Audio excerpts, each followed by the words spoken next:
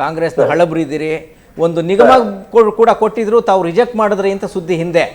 ಏನು ಸರ್, ಏನಿದೆ ಅಪ್ಡೇಟ್ಸು? ಸಿಗುತ್ತಾ? ಏನೇನು ಟ್ರೈ ಮಾಡ್ತಿದ್ದೀರಿ? ಏನೇನು ಮೆಸೇಜ್ ಬಂದಿದೆ ಸರ್?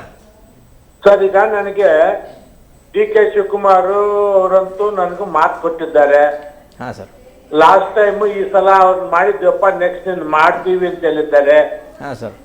ನಿಗಮ ಕೊಟ್ಟಾಗ ನಾನು ಪತ್ರ ಬರ್ತಿದ್ದೆ, ನನಗೆ ಈ ನಿಗಮ ಬೇಡ ಅಂತ.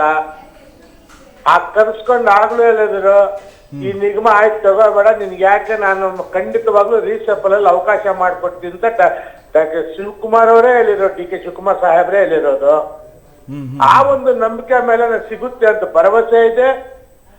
3 ಸಲ ಕಂಟಿನ್ಯೂ ಆಗಿ ಶಾಸಕನಾಗಿದ್ದೀನಿ ಬಾಗೇಪಲ್ಲಿಗೆ. ಜಿಲ್ಲೆಯಲ್ಲಿ ಬಾಗೇಪಲ್ಲಿ ಬಿಟ್ಟು ಉಳಿದ ಎಲ್ಲಾ ಕ್ಷೇತ್ರಗಳಿಗೂ ಮಂತ್ರಿ ಸ್ಥಾನ ಸಿಕ್ಕಿದೆ ಸ್ವಾತಂತ್ರ್ಯ ಬಂದಾಗ್ಲಿಂದ.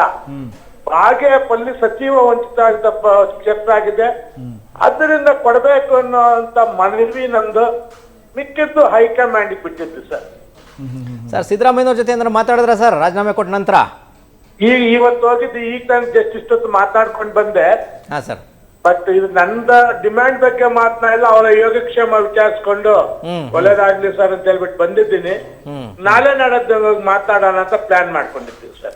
ಎಸ್ ಸರ್, ಒಳ್ಳೇದಾಗ್ಲಿ ಸರ್. ಸುಬ್ಬಾರೆಡ್ಡಿ ಅವರು ಬಹಳ ಸಂಭಾವಿತ ಶಾಸಕರು, ಕಾಂಗ್ರೆಸ್ನ ತುಂಬಾ ನಿಷ್ಠಾವಂತ ಶಾಸಕರು. ಬಹುಶಃ ಇವರಿಗೆ ಒಳ್ಳೆ ಖಾತೆ ಸಿಗುತ್ತೆ ಅಂತ ಕಾಣ್ತದೆ. Yes sir, thank you freedom TV ಜೊತೆ ಮಾತಾಡಿದ್ದಕ್ಕೆ. Thank you.